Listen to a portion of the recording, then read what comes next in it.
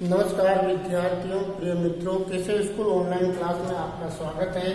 आज हम कक्षा 10 सामाजिक विज्ञान के पाठ 12 में गुप्त वंश की चर्चा करेंगे। पाठ 1 अपना चल रहा था। हमने मौर्य वंश, शुंग वंश और सातवाहन वंश को कंप्लीट कर लिया है।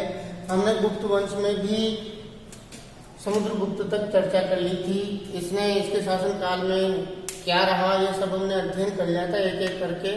इसके बाद हम जो हमारा नेक्स्ट टॉपिक रहेगा वो रहेगा चंद्रगुप्त सेकंड, यानी इसको चंद्रगुप्त द्वितीय भी बोलते हैं, जिसका शासन काल रहता है 380 से 412 ईस्वी तक चंद्रगुप्त सेकंड शासन करता है। फिर उसके बाद हमने चर्चा कर ली थी कुमारगुप्त, फिर कुमारगुप्त की चर्चा करेंगे, फिर स्कंदगुप्त की चर्चा करेंगे, फिर अर्थात यानी जो गुप्त वंश का अंतिम शासक था वो भानुगुप्त था। इसलिए हम इनकी एक एक करके चर्चा करते हैं। आज हम चंद्रगुप्त सेकंड से प्रारंभ करते हैं। तो चंद्रगुप्त सेकंड में सबसे पहले इसकी उपनाम की चर्चा करते हैं। उपनाम, तो इसके उपनाम 2 मिलते हैं, देवगुप्त और एक मिलता है देवराज। तो देवगुप्त और देवराज किसके उपनाम थे? चंद्रगुप्त सेकंड के थे। फिर इसकी उपाधि की बात करें, उपाधि यानी इसने कौन सी उपाधि धारण की, उसकी इसमें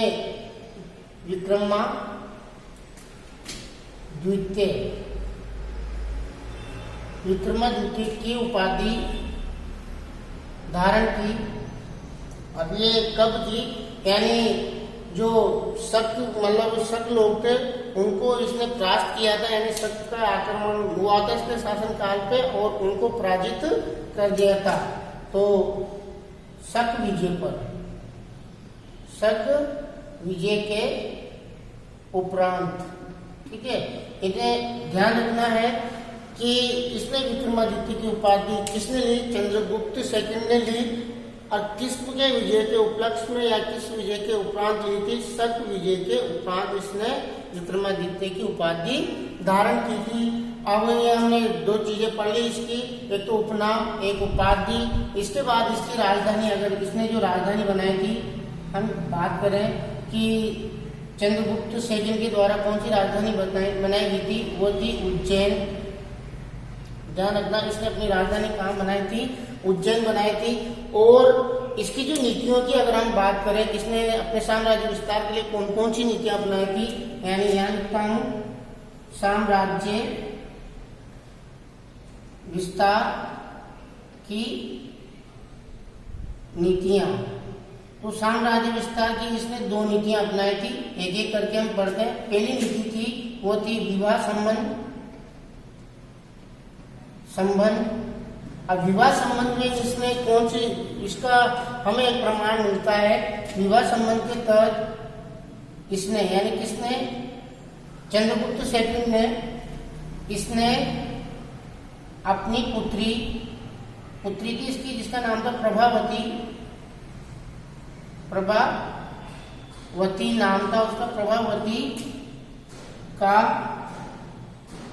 विवाह एक नरेश था जिसका नाम था, मतलब कहाँ का नरेश था? पहले तो वो जगह है वाकाटक नरेश, नाम था उसका रुद्रसेन। क्या नाम था? रुद्रसेन से किया। एक नीति तो ये होगी इसकी। देखो, विवाह संबंध, यानी उसने अपने साम्राज्य विस्तार के लिए 2 नीतियां अपनाई थी। यानी एक तो विवाह संबंध बना के, तो उसने इस नीति के तहत अपनी पुत्री का विवाह कहाँ के? वाकाटक नरेश नाम था रुद्रसेन के साथ कर दिया था। कहा जाता है इतिहास में कि रुद्रसेन भी मर गया था। मरने के बाद इसकी पुत्री यानी प्रभावती ने वाकाटक का शासन संभाला था। फिर अगर हम दूसरे नंबर की बात करें तो फर्स्ट नीति होगी इसकी। अगर सेकंड नीति की बात करें तो सेकंड नीति में युद्ध नीति, यानी एक तो विवाह संबंधी नीति होगी और एक होगी युद्ध नीति, यानी ये युद्ध जीत के भी अपने साम्राज्य का विस्तार करता था। इसके तहत उसने पश्चिम मालवा व गुजरात को जीता था। तो ये दोनों नीतियों के तहत हमने यहाँ चर्चा कर ली। दो नीतियां कौन सी थी, एक तो विवाह संबंध की और एक थी युद्ध नीति। अब आगे हम बढ़ते हैं इसमें कि इसके शासनकाल में एक चीनी यात्री, बहुत इंपॉर्टेंट बात है, एक चीनी यात्री था, वो इसके शासनकाल में, चंद्रगुप्त के शासनकाल में आता है भारत में। तो उसका नाम मैं यहाँ लिखता हूँ, मतलब चंद्रगुप्त सेकंड के शासन काल में, ध्यान रखना, शासन काल में चीनी यात्री उसका नाम था फाइयान। क्या नाम था? फाइयान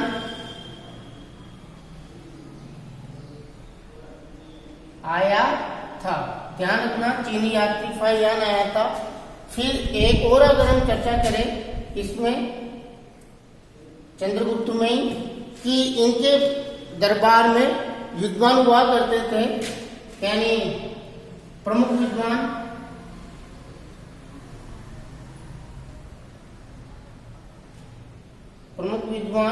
तो प्रमुख विद्वान कौन कौन थे, उनके नाम कर लेते हैं हम। एक कालिदास का नाम सुना होगा आपने, जो कवि थे इसके, कालिदास। फिर एक और विद्वान हुए शूद्रक। फिर एक और विद्वान हुए, इनकी हम चर्चा करेंगे। गुप्तकालीन संस्कृति में हम उपलब्धियों में इनकी चर्चा करेंगे। पहले तो ये विद्वान किसके दरबार में थे? चंद्रगुप्त सेकंड में। कालिदास हुए, मतलब शूद्रक हुए, एक विशाखादत्त,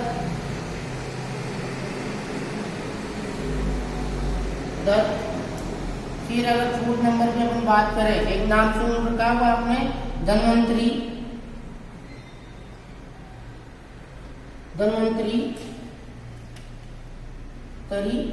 फिर 5 नंबर पे हम बात करें आर्यभट्ट।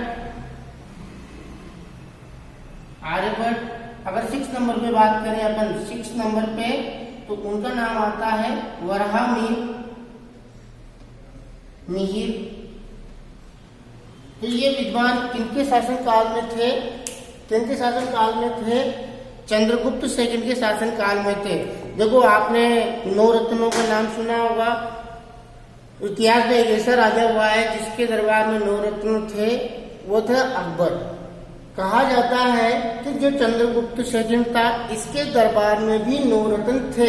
उनमें से मैंने यहाँ कुछ प्रमुखों के नाम लिखे, जैसे कालिदास, शूद्रक, विशाखादत्त, धन्वंतरी, आर्यभट्ट और वराहमिहिर।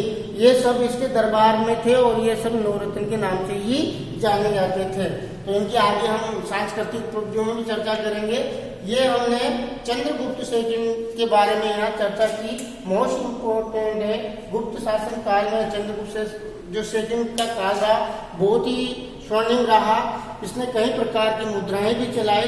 तो ये हमने यहाँ जो आपकी पुस्तक में उसकी मैंने चर्चा कर ली है। हमने उपनाम की चर्चा करी, उपाधियों की चर्चा करी, फिर राजधानी कौन सी थी? उज्जैन थी। फिर साम्राज्य विस्तार में 2 नीतियां अपनाई थी, विवाह संबंध पे और एक युद्ध नीति से पश्चिम बंगाल को जीता और गुजरात को जीता। फिर हमने चंद्रगुप्त के शासनकाल में चीनी यात्री फाइयान आया था, इसका आगे भी हम उल्लेख करेंगे, आगे भी इसका अध्ययन करेंगे। चीनी यात्री यहाँ पर आया था। फिर इसके बाद इसके दरबार में प्रमुख विद्वान, तो यहाँ मैं लिख सकता हूँ दरबार में। किसके दरबार में? दरबार में प्रमुख, यानी चंद्रगुप्त सेकंड के दरबार में प्रमुख विद्वान। तो ये उनके नाम लिखे। आर्यभट्ट का नाम सुन रखा होगा, इधर कालिदास का नाम सुन रखा होगा।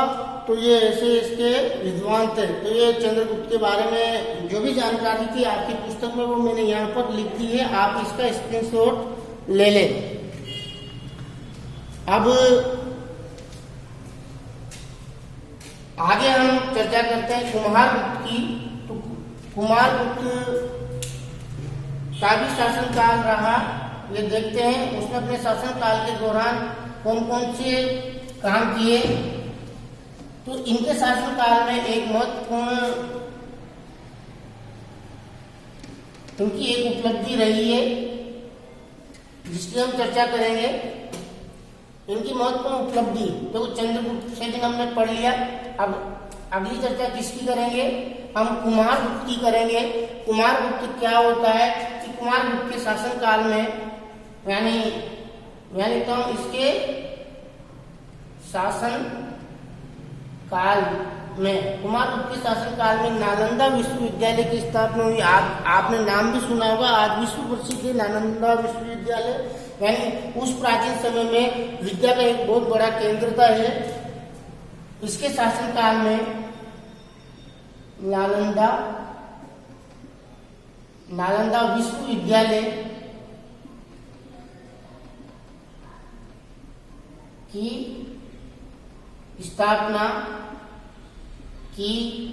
तो ये एक इनकी इंपॉर्टेंट बात है कि इनके शासन काल में नालंदा विश्वविद्यालय की स्थापना की।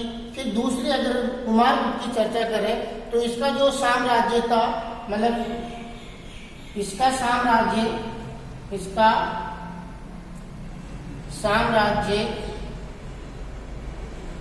जो साम्राज्य था वह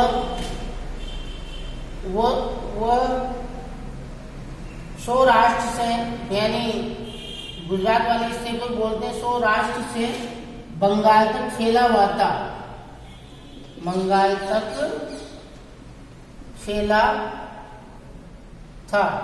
तो ये ध्यान रखना। तीसरी अगर हम चर्चा करें इसके शासन, मतलब जो कुमारगुप्त है, जो कुमारगुप्त के अंतिम इसका जो अंतिम शासन रहा अंतिम शासन वर्ष, तो उसमें एक आक्रमण, एक का विद्रोह झेलना पड़ा था इसको।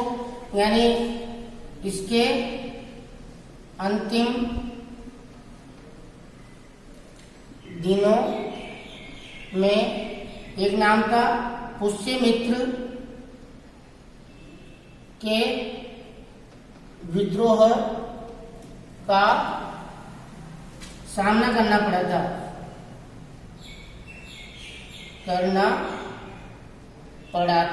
तो हमने 3 जानकारी इनके लिए पढ़ी।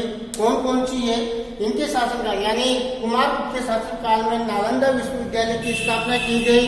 फिर अगली जानकारी पढ़ी इसका, यानी कुमारगुप्त का साम्राज्य सौराष्ट्र से बंगाल तक फैला हुआ था। इसके शासनकाल में हमने पढ़ा कि इसके अंतिम दिनों में, यानी इसके जो शासन के अंतिम दिन थे उसमें पुष्यमित्र के विद्रोह का सामना इसको करना पड़ता है। फिर ये तो हो गया कुमारगुप्त। फिर हम अगली चर्चा करेंगे मतलब स्कंदगुप्त की। किसकी चर्चा करेंगे, स्कंदगुप्त की। तो इसको भी आप उतार लें या पोज करके लिख लें, ये हटा देता हूं।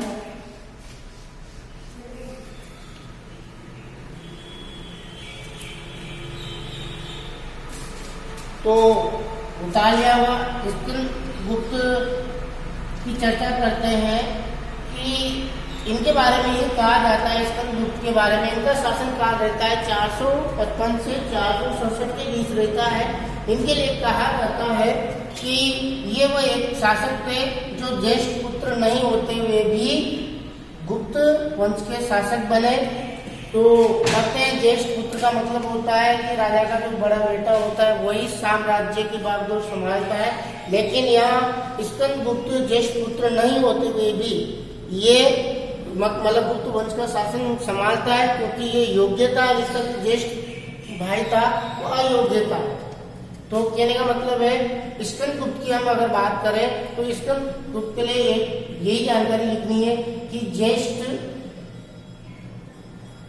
पुत्र नहीं होते हुए भी शासक बना। ये इंपॉर्टेंट बात है कि देखो कौन सा है गुप्त शासक जो ज्येष्ठ पुत्र नहीं होते हुए भी क्या बना, शासक बना।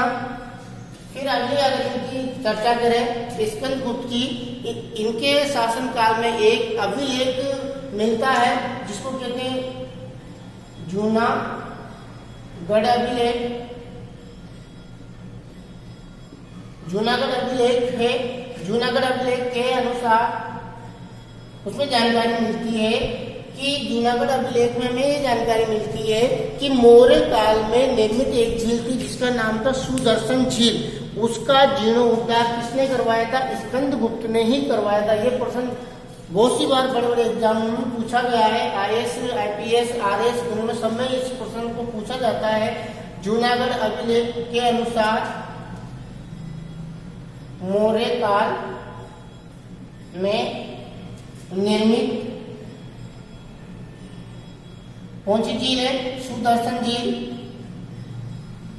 सुदर्शन झील बनवाया नहीं था। ये बन तो कब गई थी? मौर्य काल में ही बन गई थी, लेकिन उसका जीर्णोद्धार यानी वो जो टूटी फूटी थी उसकी मरम्मत किसने करवाई थी? कौन से गुप्त शासक ने करवाई थी? वो स्कंदगुप्त ने ही करवाई थी। तो जूनागढ़ अभिलेख के अनुसार मौर्य काल में निर्मित सुदर्शन झील का जीर्णोद्धार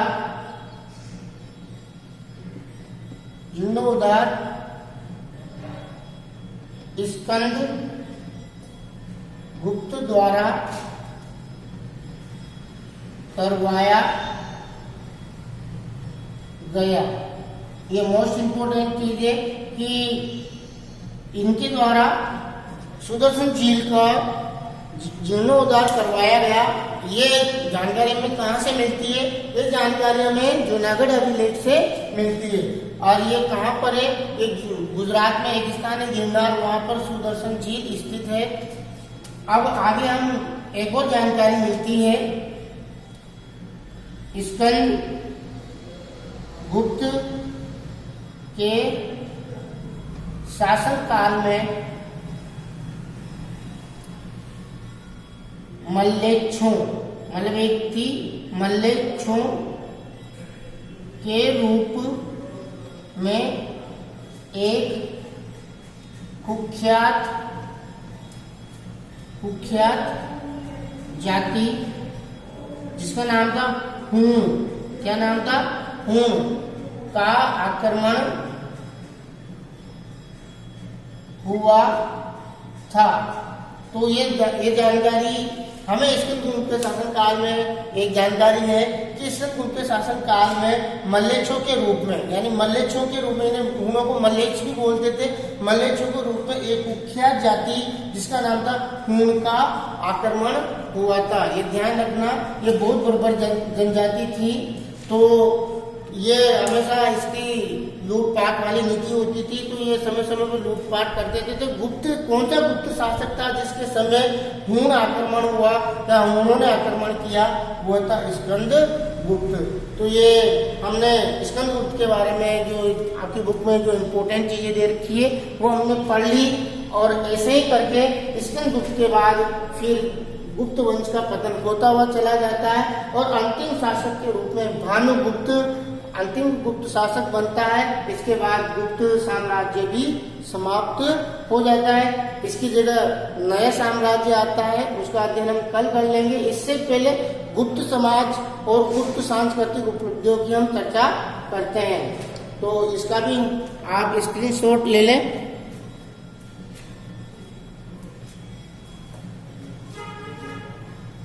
तो हमने गुप्त वंश के जो प्रमुख शासक थे उनका अध्ययन कर लिया। अब हम गुप्त जो शासक हुए मतलब गुप्त शासकों द्वारा क्या कार्य किए गए, उनके लिए हम इनकी क्या सांस्कृतिक उपलब्धियां रही और इनका समाज कैसा था, इसका अध्ययन हम करते हैं। तो अब हमारे पास 2 पॉइंट है। एक तो सांस्कृतिक उपलब्धियां, एक गुप्त समाज। तो सबसे पहले अपन चर्चा कर लेते हैं सांस्कृतिक उपलब्धियों की। तो यहाँ लिखता हूं गुप्त शासकों की सांस्कृतिक उपलब्धियां। तो गुप्त शासकों की सांस्कृतिक उपलब्धियों में अगर हम पहली बात करें तो इनके धर्म की बात करते हैं। धर्म क्या था? तो धर्म इनका वैष्णव धर्म था। यानी सभी गुप्त कौन सा धर्म मानते थे? वह वैष्णव धर्म मानते थे। यानी सभी गुप्त शासक यानी वैष्णव धर्म को मानते थे। ये तो जानकारी होगी। इसके अलावा ये नहीं कि वह वैष्णव धर्म को ही मानते थे। इसके अलावा वह कुछ शासक हुए गुप्त शासक, जैसे समुद्रगुप्त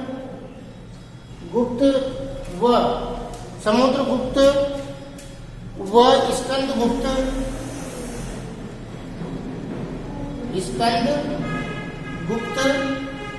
ने वो अन्य धर्मों को भी संरक्षण दिया, जैसे जैन धर्म,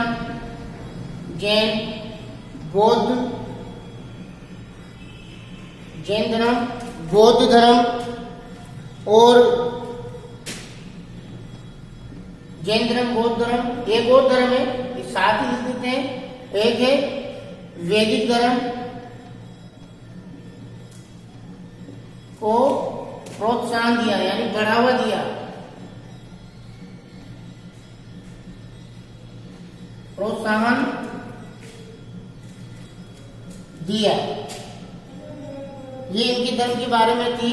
अब इनके जो आगे हम बढ़ते हैं कि इनके जो साम्राज्य के बारे में हमें जो जानकारी मिलती है वो कहाँ से मिलती है, वो हमने अभी पढ़ा था कि फाहियान एक चीनी यात्री था, वो किसके शासन काल में आया था आपको पता है, अगर ध्यान से देखा है तो वो था चंद्रगुप्त सेकंड, उसके शासन काल में आता है। अब तो यहाँ लिखते हैं चीनी यात्री फाहियान द्वारा एक पुस्तक लिखी गई थी,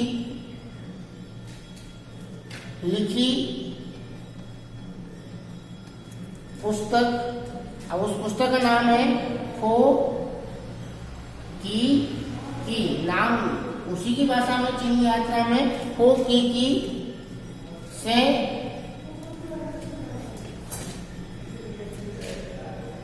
जानकारी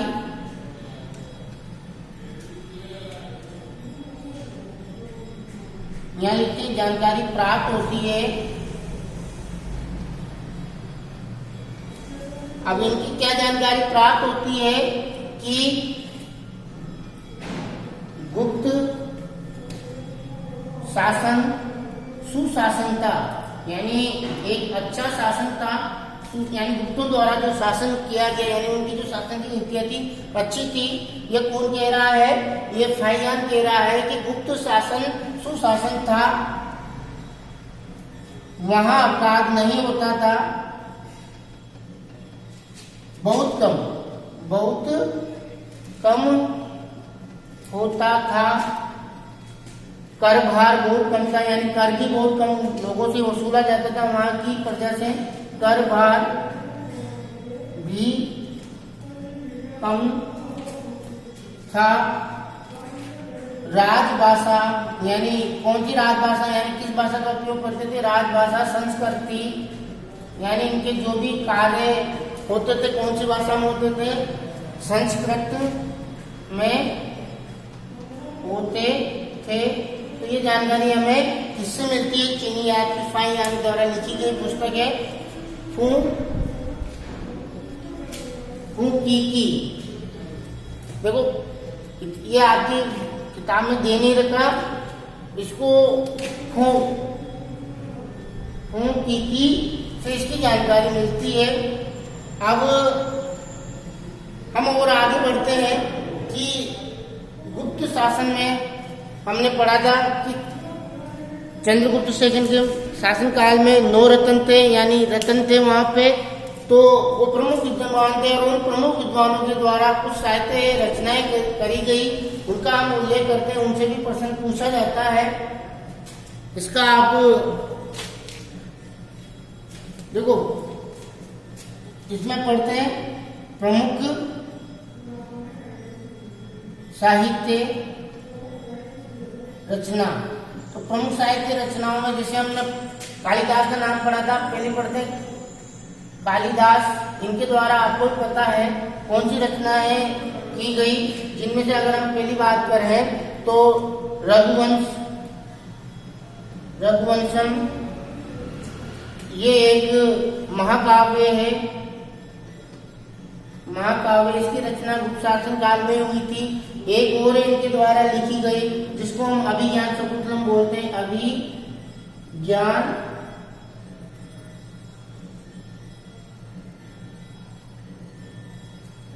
या मायला नहीं, अभिज्ञान यहाँ लिखता हूं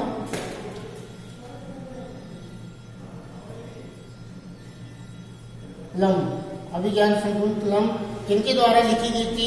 ये लिखी गई थी कालिदास द्वारा, जो प्रमुख नाटक हुआ।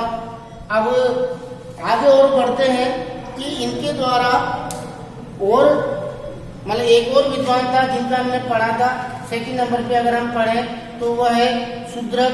लिखा था हमने, ये विद्वान हुए थे शूद्रक, इनके द्वारा लिखा गया था। एक नाटक था इनके द्वारा भी, वो भी प्रसिद्ध था, मृच्छकटिकम। ये भी क्या था? नाटक था। ध्यान में रखना किसके शासन काल में लिखा गया था, मतलब किसके द्वारा लिखा गया था? ये लिखा गया था शूद्रक के द्वारा। एक आपने हमने पढ़ा था सेकंड नंबर में विशाखादत्त, ये नहीं दिख रहा होगा आपको,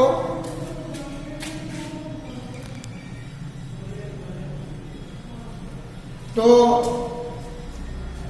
शूद्रक के द्वारा मृच्छकटिकम और नाटक था ये। फिर एक विशाखादत्त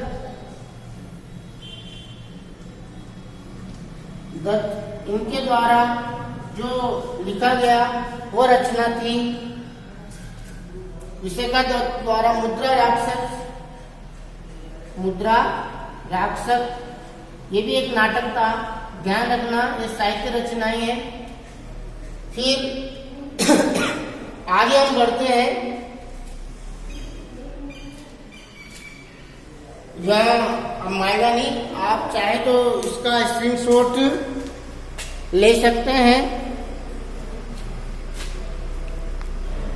ये गुप्तों की सांस्कृतिक उपलब्धियां सब बराबर दिख रहा होगा, आप इनकी स्क्रीनशॉट ले ले। आगे और बढ़ते हैं,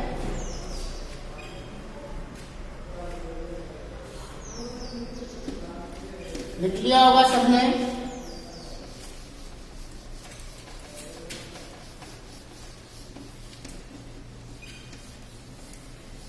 और भी विद्वान हुए, यानी इनके शासन काल में गणित और ज्योतिष ज्ञान का भी बहुत विकास हुआ। गुप्तों के शासन काल में कुछ विद्वान थे, जैसे आपने नाम सुना होगा आर्यभट्ट, एक था वराहमिहिर,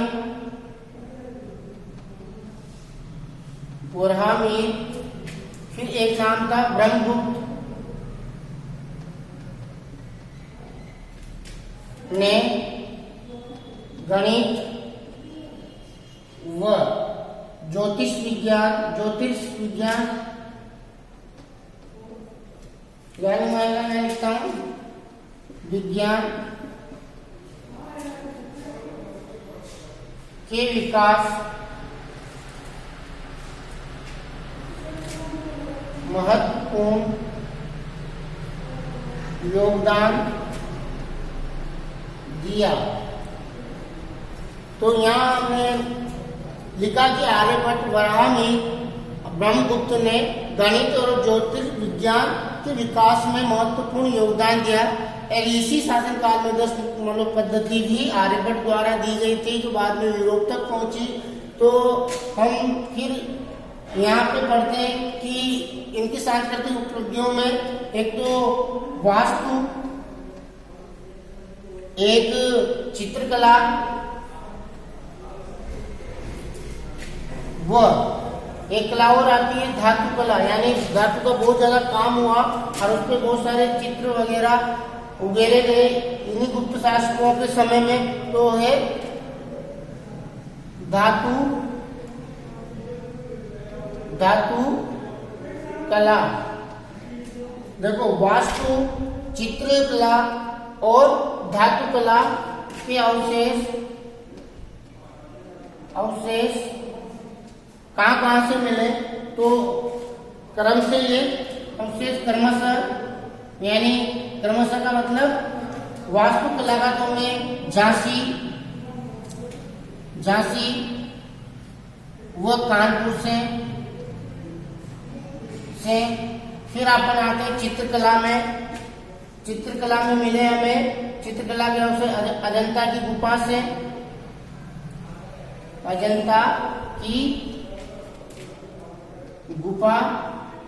से, फिर आगे हम आते हैं जो धातु चल रहा है वो नालंदा से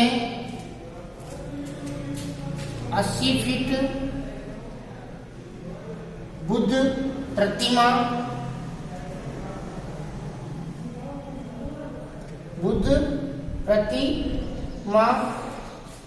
देखो ये हमें वास्तुकला का जो हमें अवशेष कहाँ से मिला, झांसी व कानपुर से। चित्रकला का अजंता की गुफा में जो चित्र बने हुए थे वो गुप्तकालीन थी, और नालंदा से जो 80 फीट गुप्त प्रतिमा तांबे की थी, किसकी थी ये, तांबे की बनी हुई थी। तो ये सारे अवशेष हमें कहाँ से मिलते हैं, गुप्त शासनकाल के हैं। तो ये हमने इनकी सांस्कृतिक उपलब्धियों के बारे में पढ़ा। अब आते हैं हम इनके समाज की में, एक छोटा सा टॉपिक है, अभी पूरा हो जाएगा, इसका स्क्रीनशॉट ले लें आप।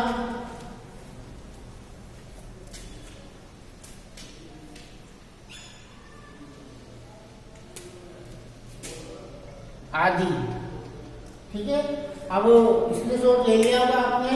अब हम आते हैं गुप्त समाज, गुप्तकालीन समाज कैसा था।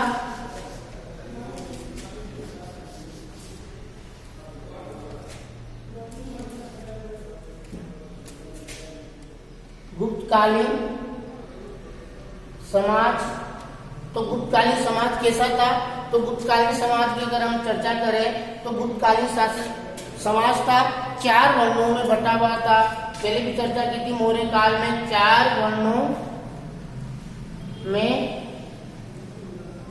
बटा हुआ था। अब 4 वर्ण कौन कौन से थे, 4 वर्ण कौन कौन से थे वहां भी चर्चा की थी।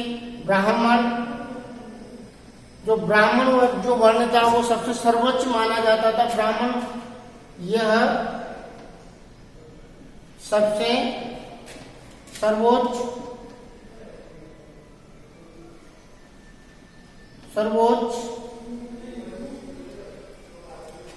माना जाता था।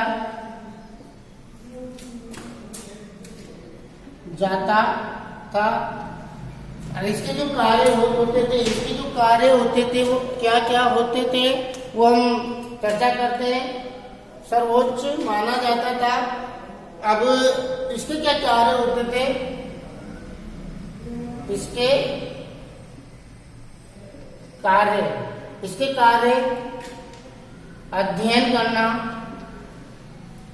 अध्यापन करवाना, यानी ये अध्ययन भी करते थे और पढ़ाते भी थे।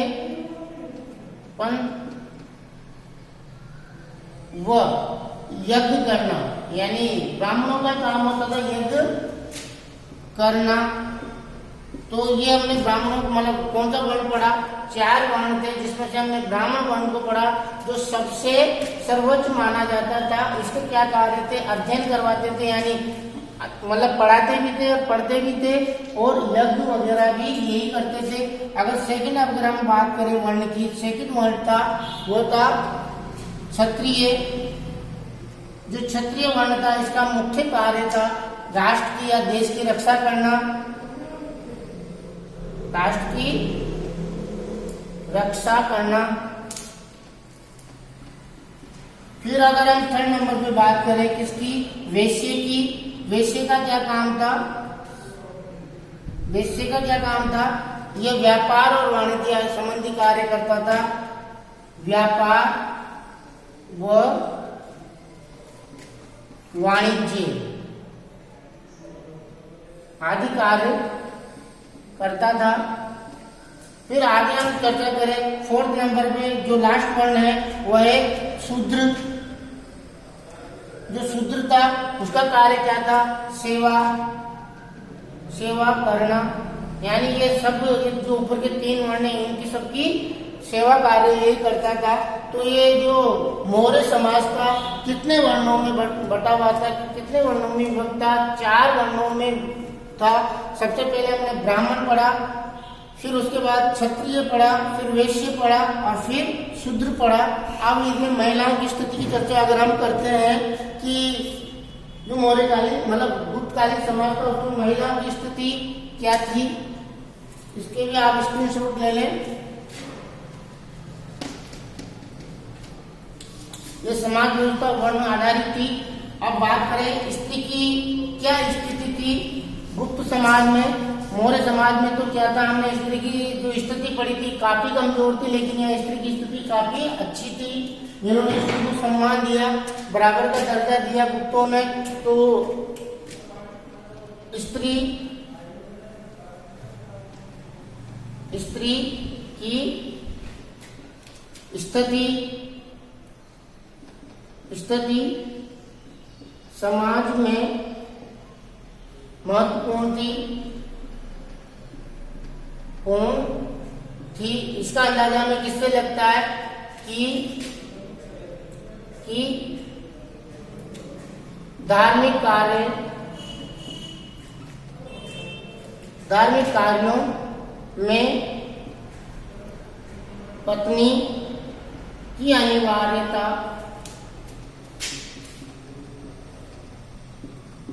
आवश्यकता थी।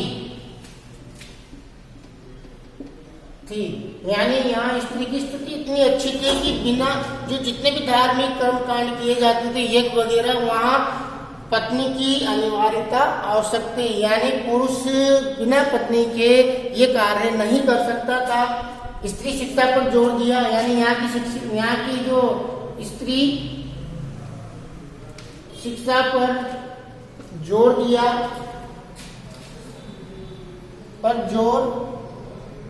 दिया। एक ये जो पर्दा प्रथा, नाम सुना होगा आपने, पर्दा प्रथा नहीं थी। अब उस समय 8 प्रकार के विवाह, यानी गुप्त समाज में 8 प्रकार के विवाहों का प्रचलन था। 8 प्रकार के विवाहों का प्रचलन था। तो ये हमने गुप्त समाज की भी चर्चा कर ली। गुप्त समाज वर्णों में बटा हुआ था और गुप्त समाज में स्त्री की क्या स्थिति थी, बहुत महत्वपूर्ण थी। धार्मिक कार्यों में पत्नी की अनिवार्यता आवश्यक थी। स्त्री शिक्षा पर जोर दिया जाता था। प्रथा प्रथा थी वह बिल्कुल समाप्त थी। आप जानते हो प्रथा प्रथा क्या होती है। फिर वहाँ 8 प्रकार के विवाह का प्रचलन भी था। अब प्रथा यानी स्त्रियों का बाहर निकलना बिल्कुल वर्जित था, घर में रहती थी और कभी भी पुरुषों के सामने नहीं आती थी। तो ये हमने गुप्त साम्राज्य का पूरा पाठ यानी चैप्टर 2 पार्ट में पूरा कर दिया। आगे अब जो हम वंश पढ़ेंगे वो इतने बड़े नहीं है। वो जैसे हमने मतलब शुंग वंश और सातवाहन वंश पढ़े थे, उनके जैसे ही छोटे छोटे इनको पढ़ने, ये 2 ही बड़े थे, मौर्य वंश और गुप्त वंश। अब यूँ समझो ये जो पार्ट 1 है ये अब समाप्ति की ओर है। 1-2 पार्ट और बनेंगे, फिर हम अगले पार्ट पे चलेंगे, यानी पार्ट 2 आएगा। और इस पार्ट के लिए मैं आपको ध्यान रहे, पार्ट ऐसे आपके 5 अंक बोर्ड परीक्षा में निर्धारित है, 5 अंक के पूछे जाएंगे। उनमें से सबसे मोस्ट इम्पोर्टेंट वेरी एक तो मौर्य वंश, एक जनपद और एक गुप्त वंश से पूछने की संभावना ज्यादा रहती है। पर मैंने पढ़ाया सबको ऐसा है कि आपके समझ में आ गया होगा, इसलिए आप इन्हें निरंतर पढ़ते रहें। धन्यवाद।